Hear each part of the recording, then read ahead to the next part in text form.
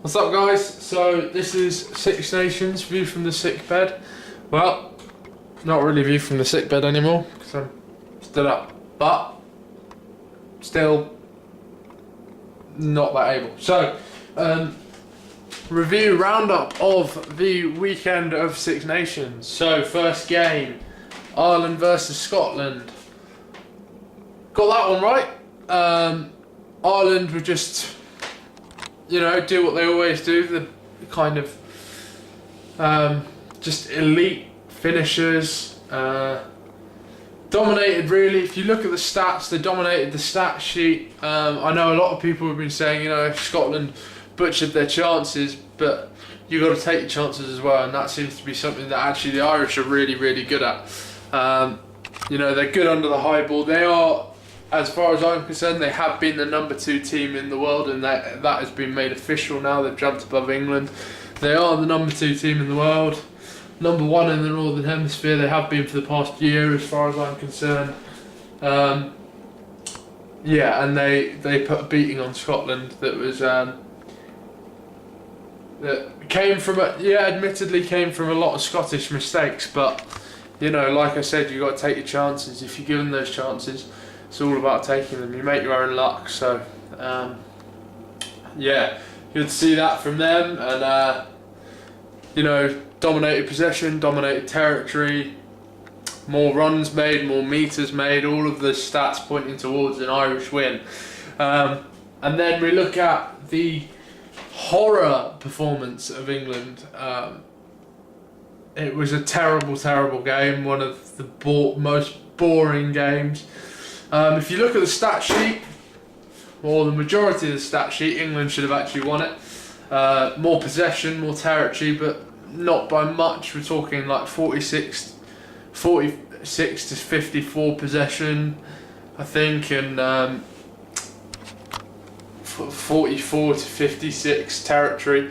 But England continue to show a lack of intensity, and I've heard some people pointing towards tiredness. It's not really an excuse, because the Irish, the Welsh were also on the Lions tour and seem to be doing fine. The Scots in a small part as well.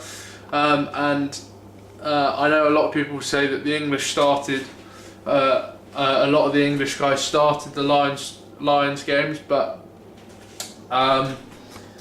not much really to say positively from England's point of view. I really think they're lacking like a passionate leader who's going to pull them forwards.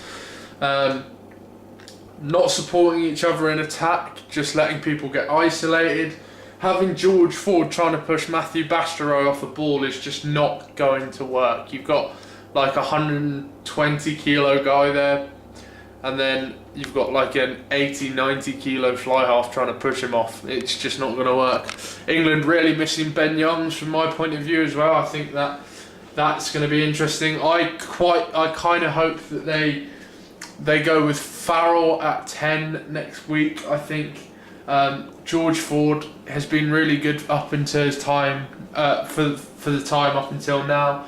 But I think they just need a bit of a change. Farrell doesn't really look like he knows what he's doing at the moment in 12, and I think it's because he's getting bad service passes that shouldn't be going, and he's just kind of getting stuck in no man's land. England look predictable at the moment, and I think bringing Farrell, I think maybe even having Farrell than Slade at inside centre.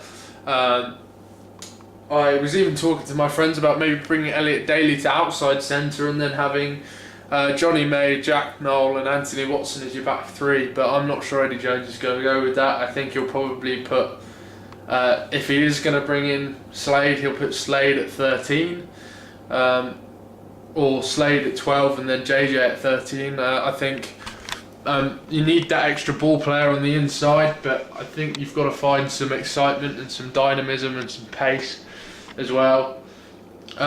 Too many missed tackles, way too many penalties, as has been for the past 3 games for England, and it's just been a real shocker. So really England looking for some leaders to step up, people to put their hands up. I didn't think Itoje had a bad game, but he's definitely not been up to the form that everyone thought he was going to be in. So it's interesting. People were talking about Itoje being captain, but yeah, I will. Sorry, just got to open the door for a friend. Sorry, I'm vlogging.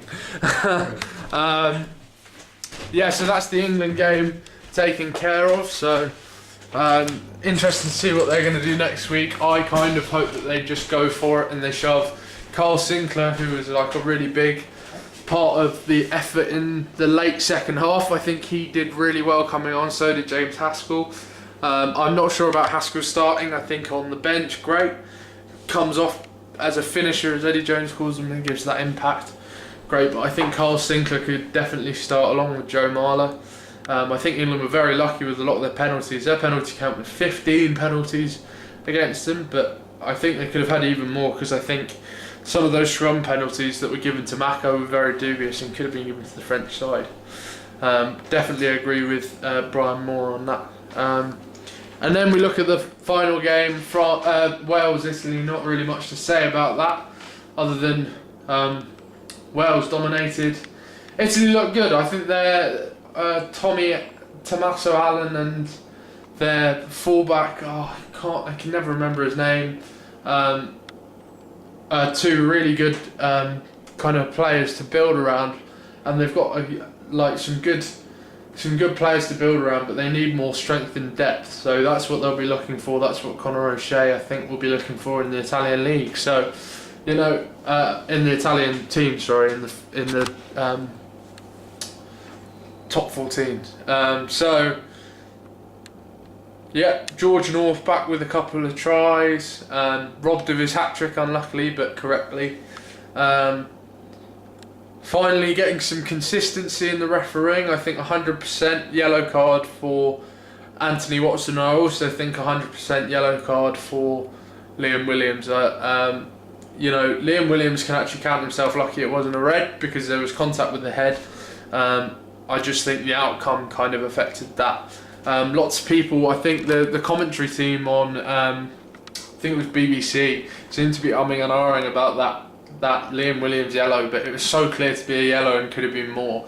And then when they looked, you know, they were umming and ahhing, saying, oh, it's nothing really, that's just a penalty. And you're like, well, he's made contact with the head. So, you know, as far as I'm concerned, that was a clear yellow, could have been a red. Congratulations to Ireland, I guess, won the tournament. So, yeah, really good for them. Really bad for us as English, but you know, when you play that badly against some top teams, you're going to get beaten. And I think actually France are on the up at the moment. They've found a really good leader in Mathieu Bastareaud. If they can keep him around, keep him fit, keep him playing, he'll cause a lot of people a lot of problems. So, yeah, I think England next week will be very interesting. Scotland, Italy, and Wales, France. I think those are the games. So interesting games to come next week. Glad it's not a 2-week wait, but yeah. So that, not much to say about that. I'll do another prediction video on Friday.